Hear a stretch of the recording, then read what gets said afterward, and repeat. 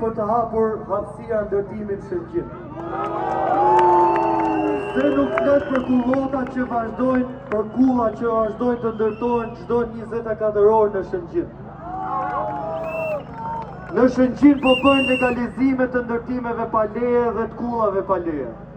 Ndërkohë që shumë qytetarë ankohen se proceset e ASHK-s janë bllokuar dhe janë jashtë funksionit, për shkak të abuzimeve që denoncohen prej kohësh.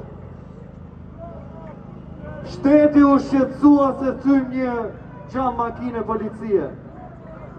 Po pse shqetësohet kaq shumë, kur Artan Dulaku jep me qera makinat e policisë dhe ka përfituar prona në kuadër të investimeve strategjike dhe ka bërë para në kurrizin tonë.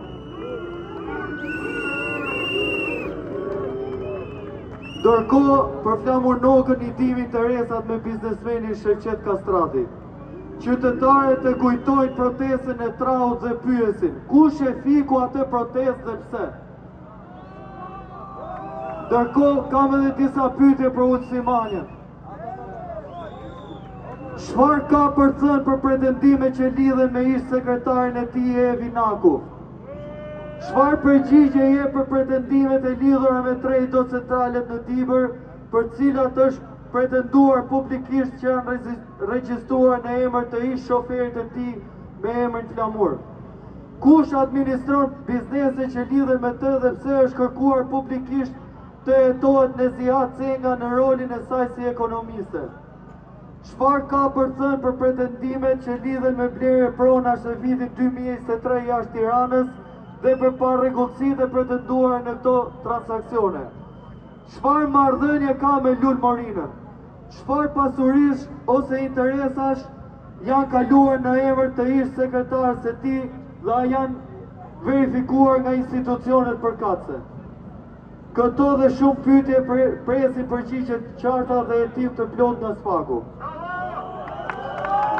Ndërkohë ka ardhur dhe një mesazh tani që po rria këtu në radhë për në kryetarin e Bashkisë Tiranë, Blendi Sulaj.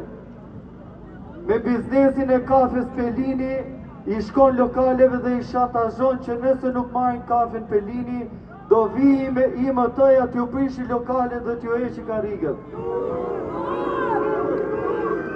I bëjmë thirrje çdo lokali dhe biznesi mos të intimidohet, të vi këtu në protest, t'ja tregojmë vendin dhe këtij me vezë.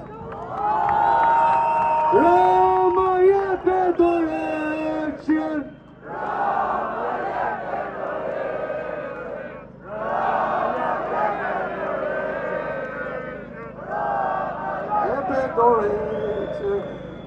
Mirë mbrëma, unë vin nga Dibra, jam për një kauzë mjedisore.